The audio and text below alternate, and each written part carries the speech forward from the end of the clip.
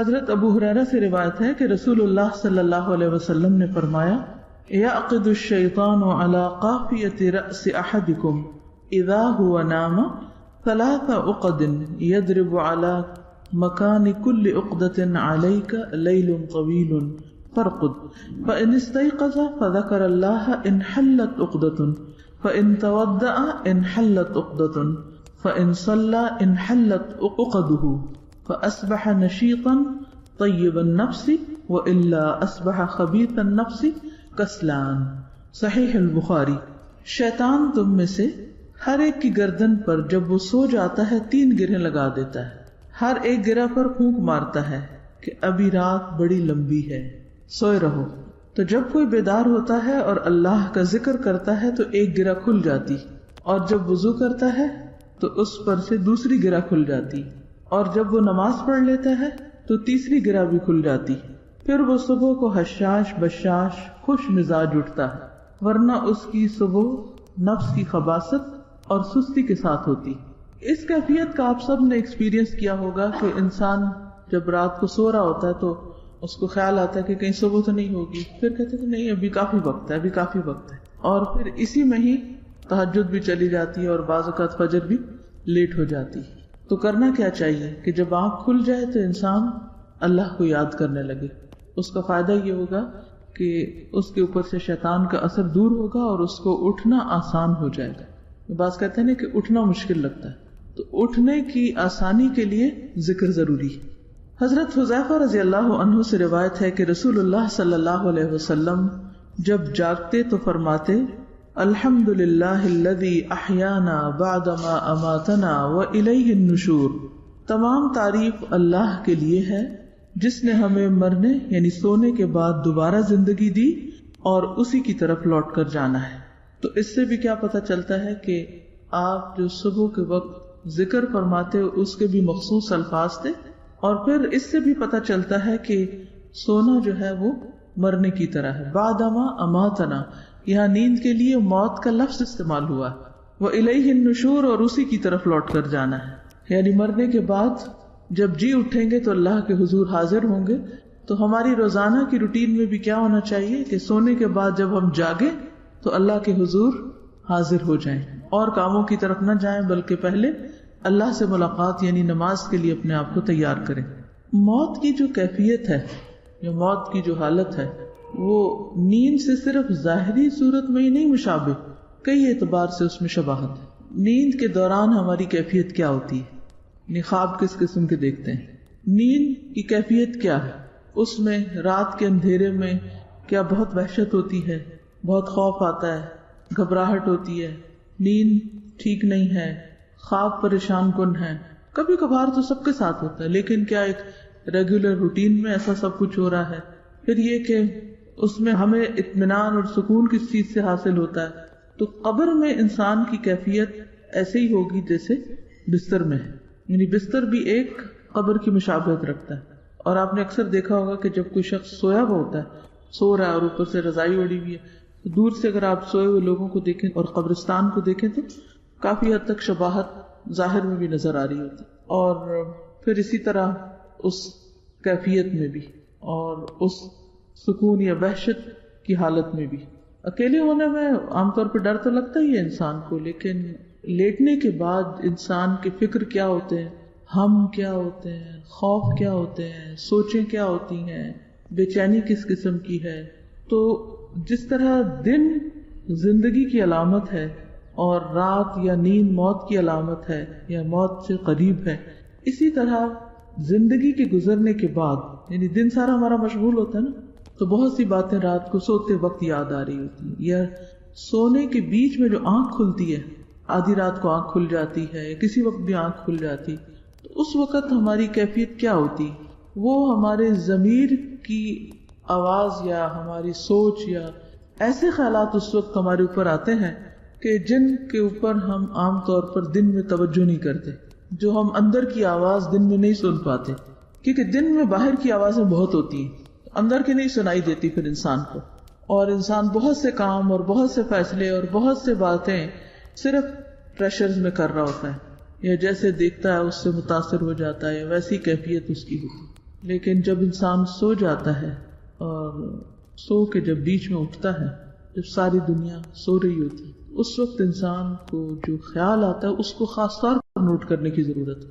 کیا سوچ آتی ہے، کیا کیفیت ہوتی ہے، دل کی کیا کیفیت ہوتی ہے، آس پاس کی کیفیت کے بارے میں کیا احساسات ہوتے ہیں، اللہ کی یاد کتنی آتی ہے.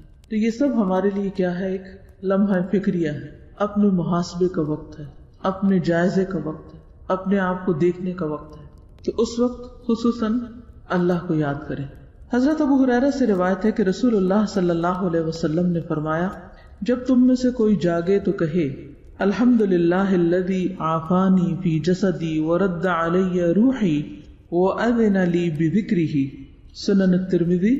سب تعریف اللہ کے لیے ہے جس نے میرے جسم کو عافیت دی اور مجھ پر میری روح لوٹائی اور مجھے اپنے ذکر کی توفیق دی. یعنی اس وقت اگر انسان اللہ کو یاد بھی کرتا ہے تو یہ بھی بیسیکلی اللہ کی دی ہوئی توفیق سے ہوتا ہے.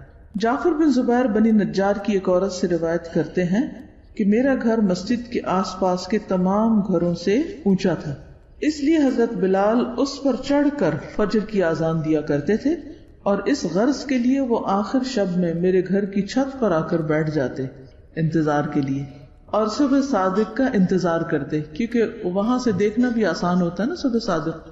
جب وہ صبح صادق دیکھتے تو انگڑائی لے کر اٹھتے اور دعا کرتے، اللہم انی احمدک استعینک علی قریش ان یقیموا دینک. اے اللہ میں تیرا شکر ادا کرتا ہوں، تجھ ہی سے مدد کا طالب ہوں قریش کے معاملے میں تاکہ وہ تیرے دین کو قائم کریں. یعنی اس وقت آپ دیکھیے کہ ان کی جو پہلی سوچ ہوتی تھی اٹھ کر، اور جو ان کے دل کے اندر ایک فکر یا ہم یا خوف ہوتا تھا یا جو ان کی تمنا یا تڑپ تھی، اس وقت وہ ان کی زبان پہ آتی اور اس کے مطابق وہ دعا کرتے. تو اس سے بھی پتہ چلتا ہے کہ جب سوتے وقت ہمیں کوئی اندیشے لاحق ہو، کسی خاص چیز کی فکر ہو، کسی خاص طرف سے پریشانی ہو، تو اللہ کے ذکر کے ساتھ اس دعا کو بھی شامل کیا جا سکتا ہے. خصوصاً وہ دعا جو پیچھے سونے کے آداب میں آپ نے پڑھی کہ جس کو پڑھنے سے پھر دعا قبول ہوتی. بخاری کی روایت میں آتا ہے نا، لا الہ الا اللہ وحدہ لا شریک لہ لہ الملک ولہ الحمد. یہ پڑھ کر اور پھر سبحان اللہ الحمدللہ اللہ اکبر اللہم اغفر لی یا کوئی اور دعا انسان مانگے تو وہ قبول ہو جاتی. تو اس وقت انسان اللہ سے دعا مانگے اپنی بھلائی کی، دین کی ترقی کی، لوگوں کی دین کی طرف آنے اور ہدایت پر قائم ہونے کی. جیسے یہ قریش کے لیے دعا مانگ رہے تو آپ اپنے گھر والوں کے لیے، اپنے بچوں کے لیے، جن کا بھی آپ کو ہم و غم ہے کہ وہ بھی دین کی طرف آئیں، ان کے لیے دعا کریں. اس سے بھی پتہ چلتا ہے کہ صحابہ کرام کا غم اور ہم کیا تھا. وہ عورت بیان کرتی ہے کہ اس کے بعد حضرت بلال آذان دیتے، بخدا ہم نے کبھی نہ دیکھا کہ کسی رات انہوں نے اس دعا کو چھوڑا. اور آپ کو معلوم ہے کہ قریش نے حضرت بلال کے ساتھ کیا کیا تھا اور یہ ان کے ساتھ کیا کر رہے تھے. یہی مومن کی خیر خواہی ہوتی. ہم صرف اس کے ساتھ اچھا کرنا جانتے ہیں جو ہمارے ساتھ اچھا کرے، یا زیادہ سے زیادہ ان لوگوں کی ہدایت کے لیے ہم تڑپتے ہیں جو ہمارے کچھ لگتے ہیں. لیکن جن لوگوں سے ہمارا براہ راست کوئی رشتہ، تعلق، دوستی کچھ نہیں ہوتا، ان کے لیے ہم دعا بھی نہیں کرتے. معوذتین پڑھنا حضرت عقبہ بن عامر رضی اللہ عنہ سے مروی ہے کہ نبی صلی اللہ علیہ وسلم نے ان سے فرمایا، کیا میں تمہیں ایسی 2 صورتیں نہ سکھا دوں جو ان تمام صورتوں سے بہتر ہوں جو لوگ پڑھتے ہیں؟ میں نے عرض کیا، کیوں نہیں یا رسول اللہ. چنانچہ نبی صلی اللہ علیہ وسلم نے مجھے سورۃ الفلق اور سورۃ الناس پڑھائیں. پھر نماز کھڑی ہوئی، نبی صلی اللہ علیہ وسلم آگے بڑھ گئے اور نماز میں یہی 2 صورتیں پڑھی. پھر میرے پاس سے گزرتے ہوئے فرمایا، اے عقبہ تم کیا سمجھے، کیا سمجھ آئی بات؟ یہ دونوں صورتیں سوتے وقت بھی پڑھا کرو اور بیدار ہو کر بھی پڑھا کرو. عام طور پر سوتے وقت ہم سب اس کا اہتمام کرتے ہیں، لیکن صبح اٹھ کر نہیں پڑھتے. صبح شام کی جو دعائیں ہیں ان میں بھی یہ صورتیں پڑھی جاتی ہیں، یعنی اس وقت بھی پابندی کرنی چاہیے. تہجد قبولیت کا خاص وقت. حضرت جابر سے روایت ہے کہ میں نے نبی صلی اللہ علیہ وسلم کو یہ فرماتے ہوئے سنا، ان فی اللیل لساعة لا یوافقها رجل مسلم یسأل اللہ خیرا من امر الدنیا والآخرة الا اعطاہ ایاہ وذلک کل لیلۃ. صحیح مسلم. رات میں ایک گھڑی ایسی ہے کہ اس وقت جو مسلمان اللہ تعالیٰ سے دنیا اور آخرت کی بھلائی مانگے گا تو اللہ تعالیٰ اسے ضرور عطا فرما دیں گے، اور یہ گھڑی ہر رات میں ہوتی ہے. یہ گھڑی ہر رات میں ہوتی ہے، لیکن ہم اس گھڑی کو مس کر جاتے ہیں. حضرت ابو ہریرہ سے روایت ہے کہ رسول اللہ صلی اللہ علیہ وسلم نے فرمایا، ہمارا مالک اور رب تبارک و تعالی ہر رات کو جس وقت آخری تہائی رات باقی رہ جاتی ہے آسمان دنیا کی طرف نزول فرماتا ہے اور ارشاد فرماتا ہے، کون ہے جو مجھ سے دعا کرے اور میں اس کی دعا قبول کروں؟ کون ہے جو مجھ سے مانگے میں اس کو عطا کروں؟ کون ہے جو مجھ سے مغفرت اور بخشش چاہے میں اس کو بخش دوں؟ تو خصوصی طور پر بخشش کا وقت ہے. قرآن مجید میں بھی آتا ہے نا، وَبِالْأَسْحَارِ هُمْ يَسْتَغْفِرُونَ، اور سحری کے وقت وہ استغفار کرتے ہیں. اور دعاؤں کے ساتھ ساتھ اپنی بخشش کی دعا مانگنا بھی ضروری ہے، کیونکہ ہم انسان ہیں، خطا کار ہیں، غلطیاں ہیں ہمیں، اور نہیں معلوم کس دن اس دنیا سے چلے جائیں. تو بوجھ لے کے دل پہ نہ جائیں، دل کے اطمینان کے ساتھ جائیں، کیونکہ انسان جس حال میں مرے گا اسی میں اٹھے گا. اگر دل کی بے چینی کے ساتھ دنیا سے رخصت ہو رہے ہیں، حسرتیں لیے دل میں، تو پھر مر کے بھی حسرتیں ساتھ ہی رہیں گی، کیونکہ مرنے کے بعد دل تبدیل نہیں ہوگا. تو ان تمام چیزوں کا علاج کیا ہے کہ انسان ساتھ کے ساتھ اپنی صفائی کرتا رہے، ساتھ کے ساتھ استغفار کرتا رہے. اللہ تعالیٰ کا بندے سے قریب آنا. حضرت عمرو بن عبسہ سے روایت ہے کہ رسول اللہ صلی اللہ علیہ وسلم نے فرمایا، اقرب ما يكون الرب من العبد في جوف الليل الآخر فإن استطعت أن تكون ممن يذكر الله في تلك الساعة فكن. رات کے آخری حصے میں رب اپنے بندے کے بہت زیادہ قریب ہو جاتا ہے. اگر تم اس وقت اللہ تعالیٰ کا ذکر کرنے والوں میں سے ہو سکو تو ایسا کر لیا کرو.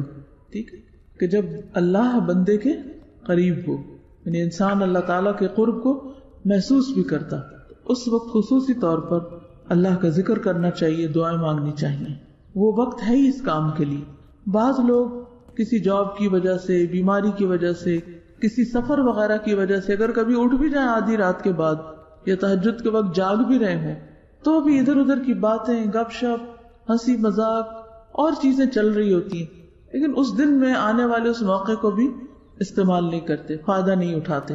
یہ بہت ضروری ہے کہ ہم ان تمام اوقات میں اللہ کی طرف راغب ہوں اور ہمیں ان اوقات کی فضیلت اور دوسرے اوقات کے مقابلے میں افضلیت بھی پتہ ہو تاکہ خوب فائدہ اٹھا سکیں. بہترین نماز. حضرت ابو ہریرہ سے روایت ہے کہ رسول اللہ صلی اللہ علیہ وسلم نے فرمایا، فرض نماز کے بعد سب سے افضل درمیان رات کی نماز ہے نماز تہجد. قرب حاصل کرنے کا ذریعہ. حضرت ابو امامہ رضی اللہ عنہ سے روایت ہے کہ رسول اللہ صلی اللہ علیہ وسلم نے فرمایا کہ نماز تہجد کی پابندی کرو، کیونکہ یہ پابندی تم سے پہلی قوموں کے نیک لوگوں کا طریقہ اور شعار رہا ہے، اور یہ تمہارے لیے اپنے رب کا قرب حاصل کرنے کا بہترین طریقہ ہے، اور کوتاہی کو مٹانے والا اور گناہوں سے باز رکھنے والا ہے. یعنی انسان کی کوتاہیاں، کمیاں جو ہو جاتی ہیں ان کو ختم کرنے والا ہے. تہجد شکر گزاری کا ذریعہ.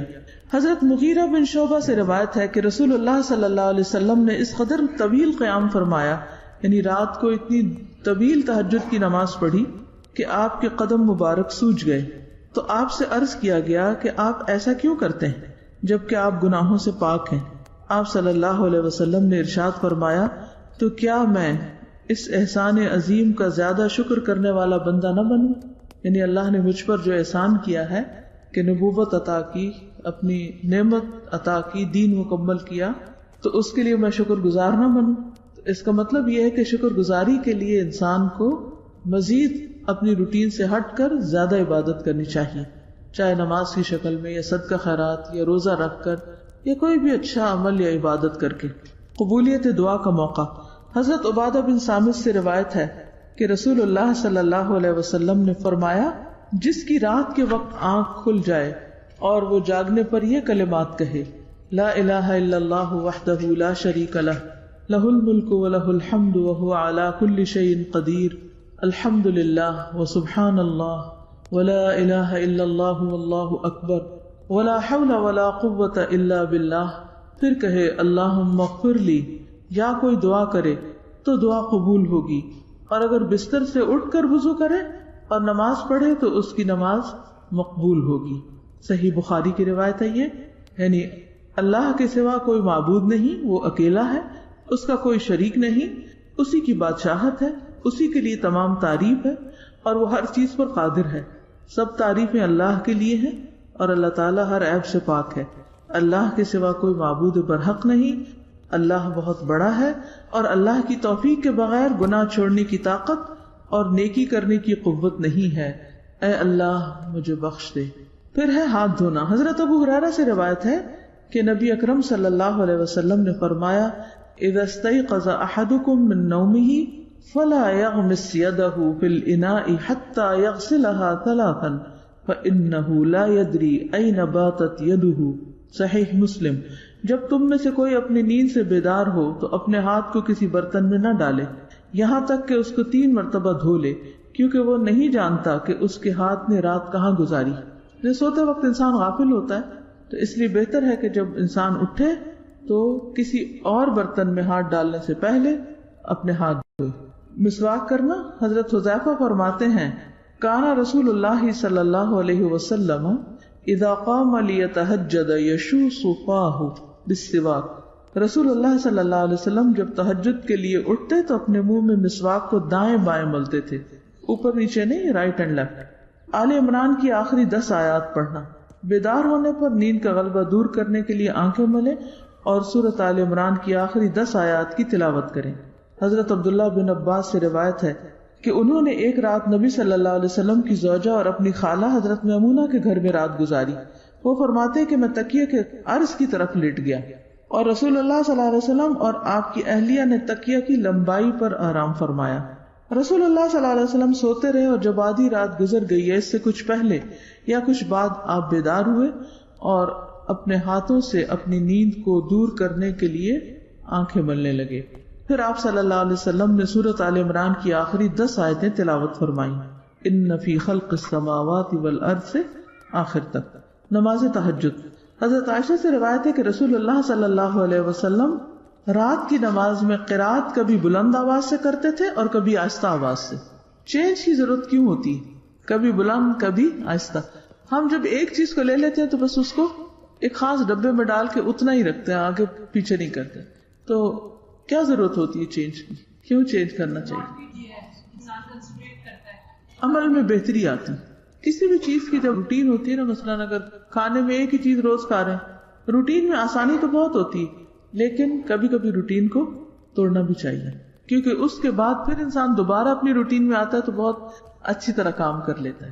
ہر روز جب سوچنا پڑتا ہے تو دماغ ایکٹیو بھی رہتا ہے. ورنہ آپ اٹھے ایک روٹین میں اور وضو کیا اور جا کے کھڑے ہو گئے، تہجد بھی پڑھ لیے، سب کچھ کر لیا، لیکن اس کا اثر دل پہ نہیں پہنچتا. یعنی ہمارے بہت سے اعمال ایسے ہیں جن کا اثر ہمارے ظاہر پر ہی رہتا ہے، اندر نہیں جاتا. ہونا کیا چاہیے کہ ہماری سوچوں اور نیتوں کا اثر ہمارے عمل میں دکھائی دینا چاہیے، اور جو ہم عمل کرتے ہیں اس کا اثر ہمارے دل تک جانا چاہیے، روح تک جانا چاہیے.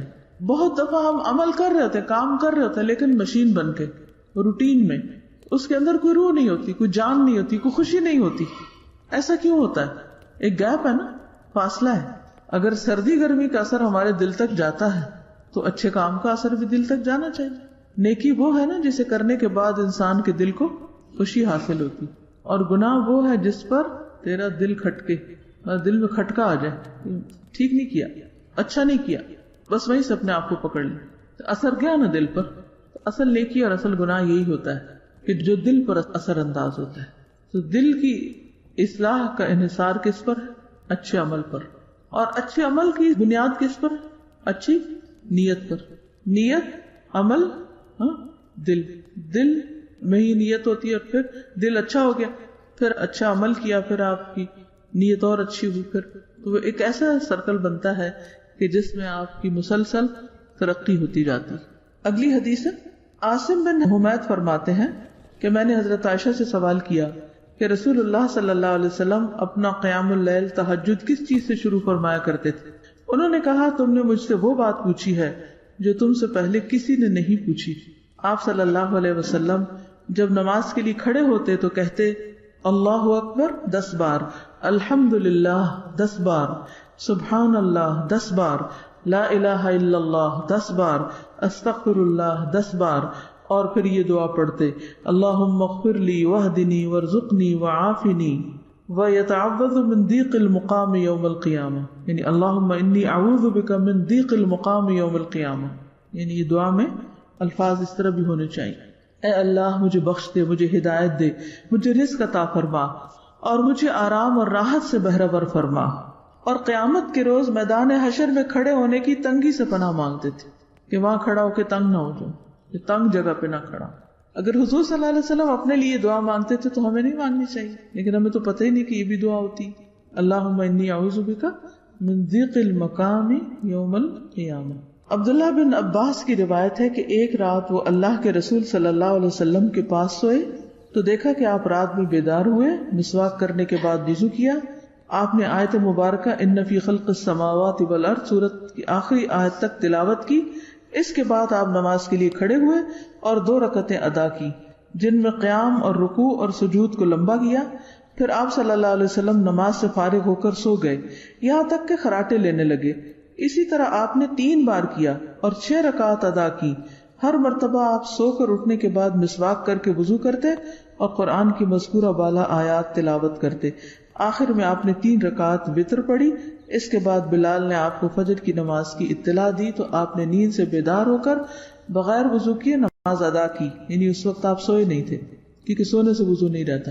اس رات آپ نے اللہ تعالیٰ سے یہ دعا کی، اللہم اجعل فی قلبی نورا وفی لسانی نورا واجعل فی سمعی نورا واجعل فی بصری نورا واجعل من خلفی نورا ومن امامی نورا واجعل من فوقی نورا ومن تحتی نورا اللہم اعطنی نورا۔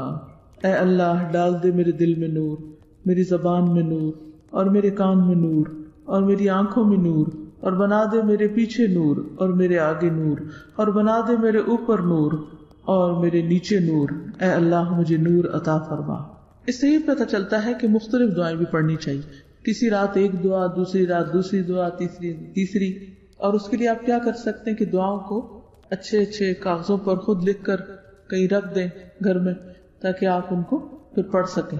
ہم ڈیکوریشن کے لیے مختلف چیزیں استعمال کرتے ہیں، لیکن اچھی کیلیگرافی میں لکھی ہوئی دعائیں بہترین ڈیکوریشن ہو سکتی ہیں کہ جن کو ہم یاد دہانی کے لیے اگر کہیں لگائے ہوئے ہوں تو نماز کے وقت یا تہجد کے وقت یاد آ سکتا ہے۔ مثلا رمضان میں تو سبھی لوگ اٹھتے ہیں سحری کے وقت، کچن میں ایسی دعاؤں کے پوسٹر لگا دینے چاہیے، اسٹیکر لگا دینے چاہیے تاکہ کام کے دوران بھی آپ کی نظر پڑتی رہے اور آپ ان دعاؤں کو پڑھتے رہیں۔ کوئی بھی طریقہ ہو یاد دہانی کا، لیکن یہ کہ جو جانے اس پر عمل کی کوئی صورت اختیار کرے، ورنہ تو پڑھیں گے جانیں گے کتاب بند اور ہمارا عمل وہی جو پہلے تھا، فائدہ کچھ نہیں۔ اب دیکھیے کہ مثلاً آپ نے کہیں کچھ کھایا، آپ کو ریسیپی بہت اچھی لگی، وہ فوڈ اچھی لگی، آپ نے ریسیپی لی، گھر لا کے آپ کیا کرتے ہیں؟ ریسیپی کو ٹرائی کرتے ہیں۔ اس کے لیے آپ کو وہ تمام چیزیں منگوانی پڑتی ہیں، خریدنے کے لیے جب خود جانا پڑتا ہے یا کسی کو بھیجنا پڑتا ہے۔ پھر جب وہ چیزیں آتی ہیں تو بعض اوقات ان کو صاف کرنا پڑتا ہے، پھر اس کے بعد آپ ان کو اچھا خاصا ٹائم لگا کر پکاتے ہیں، پھر جا کر وہ مزہ اٹھاتے ہیں۔ تو ایک زبان کے مزے کے لیے ہم ساری بھاگ دوڑ تگ و دو سب کچھ کر لیتے ہیں، لیکن ایک حدیث پر عمل کرنے کے لیے، ایک اچھی بات پر عمل کرنے کے لیے ہم کوئی عملی طریقہ اختیار نہیں کرتے کہ اچھا یہ ریسیپی اب وہ پر لطف چیز بنے گی کیسے، اس کے بیچ کے مراحل ہم بھول جاتے ہیں۔ مثلا آپ ڈاکٹر کے پاس جائیں، نسخہ لکھوا کے گھر لا کے سجا کے رکھ دیں، بات نہیں بنے گی جب تک آپ کیمسٹ پہ یا فارماسسٹ کے پاس نہیں جائیں گے اور جا کر اس کو خریدیں گے نہیں اور پھر لا کر اس کے اوقات طے کر کے ان کے مطابق کھائیں گے نہیں۔ ورنہ تو ڈاکٹر کے پاس جانا ہی بیکار تھا اگر آپ نے دوا نہیں لینی تھی، کھانی نہیں تھی، پھر کیوں گئے تھے؟ کیوں جاتے ہیں ڈاکٹر کے پاس؟ مشورے کے لیے، علاج کے لیے۔ پھر جب وہ بتاتا ہے اور ہم عمل نہیں کرتے تو آپ تو فیس ضائع کر رہے ہیں ایک کے بعد ایک دفعہ، حاصل کچھ نہیں آتا۔ تو اسی طرح کچھ لوگ دین کو بھی پڑھتے ہیں، فیس بھی دیتے ہیں، جاتے بھی، آتے بھی، تھکتے بھی، سب کچھ کرتے ہیں، لیکن جب عمل کی باری آتی ہے تو کچھ بھی نہیں کرتے۔ تو وہ جو بیچ کا مرحلہ ہے اس کے طریقے سوچا کریں کہ یہ کام مجھے کرنا پھر کس طرح۔ یہ تو پتہ چل گیا کیا کرنا ہے، لیکن یہ جاننا بھی ضروری ہے کہ کیسے کرنا ہے مجھے، کیونکہ جب تک کیسے کا حل نہیں ہوگا آپ کے پاس اس وقت تک کر نہیں سکیں گے۔ اور پھر یہ کہ کب کرنا ہے اور کس موقع پر کتنا کرنا ہے۔ چلیے آگے ہے، سیدنا عباس رضی اللہ عنہ سے مروی ہے کہ رسول اللہ صلی اللہ علیہ وسلم جب رات میں تہجد کے لیے کھڑے ہوتے فرماتے، اللہم لک الحمد انت قیم السماوات والارض ومن فیہن وَلَكَ الْحَمْدُ لَكَ مُلْكُ السَّمَاوَاتِ وَالْأَرْضِ وَمَنْ فِيهِنَّ وَلَكَ الْحَمْدُ أَنْتَ نُورُ السَّمَاوَاتِ وَالْأَرْضِ وَلَكَ الْحَمْدُ أَنْتَ مَلِكُ السَّمَاوَاتِ وَالْأَرْضِ وَلَكَ الْحَمْدُ أَنْتَ الْحَقُّ وَوَعْدُكَ الْحَقُّ وَلِقَاؤُكَ حَقٌّ وَلَكَ الْحَمْدُ أَنْتَ الْحَقُّ وَوَعْدُكَ الْحَقُّ وَلِقَاؤُكَ حَقٌّ وَقَوْلُكَ حَقٌّ وَالْجَنَّةُ حَقٌّ وَالنَّارُ حَقٌّ وَالنَّبِيُّونَ حَقٌّ وَمُحَمَّدٌ صَلَّى اللَّهُ عَلَيْهِ وَسَلَّمَ حَقٌّ وَالسَّاعَةُ حَقٌّ اللهم لك أسلمت وبك آمنت وعليك توكلت وإليك أنبت وبك خاصمت وإليك حاكمت فاغفر لي ما قدمت وما أخرت وما أسررت وما أعلنت أنت المقدم وأنت المؤخر لا إله إلا أنت۔ اے اللہ، ہر طرح کی تعریف تیرے لیے ہے، تو سنبھالنے والا ہے آسمان و زمین کا اور ان چیزوں کا جو ان کے درمیان ہے، اور تیری ہی تعریف ہے، تیرے ہی لیے آسمان اور زمین اور ان کے درمیان کی تمام چیزوں پر حکومت ہے، اور تیری ہی تعریف ہے، تو نور ہے آسمان و زمین کا اور ان چیزوں کا جو ان کے درمیان ہے، اور تیری ہی تعریف ہے، تو بادشاہ ہے آسمان و زمین کا اور ان چیزوں کا جو ان کے درمیان ہے، اور تیری ہی تعریف ہے، تو سچا ہے اور تیرا وعدہ سچا ہے اور تیرا ملنا برحق ہے اور تیری بات سچی ہے، اور جنت اور دوزخ برحق ہے اور تمام پیغمبر برحق ہیں اور محمد صلی اللہ علیہ وسلم سچے ہیں اور قیامت برحق ہے۔ اے اللہ، میں تیرا فرما بردار ہوں اور تجھ پر ایمان لایا ہوں اور تجھ پر بھروسہ کیا ہے اور تیری طرف رجوع کرتا ہوں اور تیری مدد سے مخالفین کے ساتھ جھگڑتا ہوں اور تجھ ہی کو حاکم بناتا ہوں۔ تو میرے اگلے پچھلے ظاہر و پوشیدہ گناہوں کو معاف فرما دے۔ تو ہی آگے اور پیچھے کرنے والا ہے، کوئی معبود نہیں مگر تو ہی، یا فرمایا تیرے علاوہ کوئی معبود حقیقی نہیں۔ فجر کی سنتوں کے بعد تھوڑی دیر کے لیے دائیں پہلو پر لیٹنا۔ ایک حدیث میں ہے کہ رسول اللہ صلی اللہ علیہ وسلم فجر کی سنتیں پڑھنے کے بعد اپنے دائیں پہلو پر لیٹ جایا کرتے تھے، لہذا فجر کی سنتیں پڑھنے کے بعد اجر و ثواب کو حاصل کرنے کی خاطر اپنے دائیں پہلو پر لیٹ جائیں، پھر تھوڑی دیر کے بعد مسجد میں چلے جائیں، مرد حضرات یا خواتین جو ہیں وہ نماز پڑھنے، لیکن یہ اس کے لیے جو تہجد پیچھے پڑھ کے تھک چکا ہو۔ اس میں بھی حکمت یہ ہے نا کہ انسان پھر اگر تھکے ہوئے فرض پڑھ رہا ہے تو اب تہجد تو نفل اب آ رہا، اس وقت تو آپ بہت چاقو چوبند تھے، لیکن جب اصل نماز کا وقت آیا تو آپ بس جلدی میں ختم کرنا چاہتے ہیں۔ تو اللہ تعالیٰ انسانی فطرت کو جانتے سمجھتے تو ہمیں کہا گیا کہ چلو تھوڑا سا لیٹ جاؤ، مگر سونا نہیں۔ نماز فجر کے بعد رسول اللہ صلی اللہ علیہ وسلم کا عمل۔ عن جابر بن سمرۃ ان النبی صلی اللہ علیہ وسلم کان اذا صلی الفجر جلس فی مصلاہ حتی تطلع الشمس حسنا۔ حضرت جابر بن سمرہ سے مروی ہے کہ نبی اکرم صلی اللہ علیہ وسلم جب فجر کی نماز ادا کر لیتے تو اپنی جگہ پر بیٹھے رہتے یہاں تک کہ آفتاب اچھی طرح نکل آتا۔ نماز فجر کے بعد کیے جانے والے عمل پر ثواب۔ حضرت انس نے کہا کہ رسول اللہ صلی اللہ علیہ وسلم نے فرمایا، جس نے فجر کی نماز باجماعت ادا کی، پھر سورج نکلنے تک بیٹھا رہا، اللہ کو یاد کرتا رہا، پھر 2 رکعت نماز ادا کی، تو اسے مکمل ایک حج اور ایک عمرے کا ثواب ملے گا۔ اور آپ نے تاکید کے لیے لفظ مکمل کو 3 مرتبہ دہرایا، مکمل مکمل مکمل۔ لیکن اس وقت ہم سب کو کتنا رش ہوتا ہے، کتنی جلدی، بچوں کو اسکول جانا ہے، خود جانا ہے، ایسا کرنا ہے، ویسا کرنا ہے، یہ کام کر لیں، وہ کام کر لیں، اور چھٹی کے دن بھی پھر ہم کو سونا ہوتا ہے تو ہم یا کچھ اور کرنا ہوتا ہے۔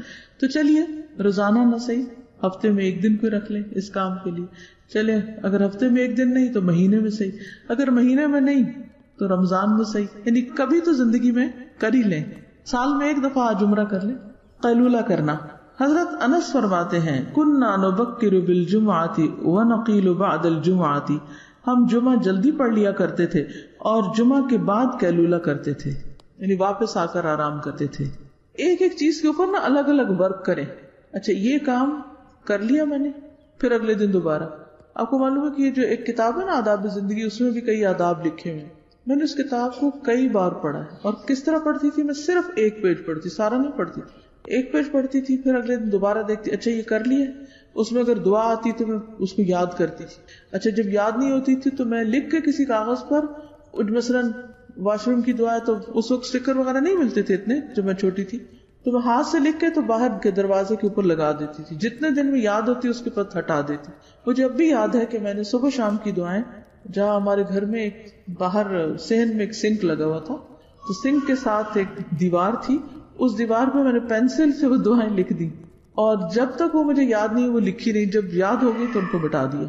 کیونکہ میں ہر روز جب وہ وضو کرنے شام کو جاتی تو مجھے یاد آ جاتا میں نے دعائیں پڑھنی ہیں، پھر وہاں کھڑے ہو کر ان کو دیکھ کے پڑھ لیتی. پھر اسی طرح ایک ایک کر کے ریپلیس کرتی گئی اور وہ ختم ہوا.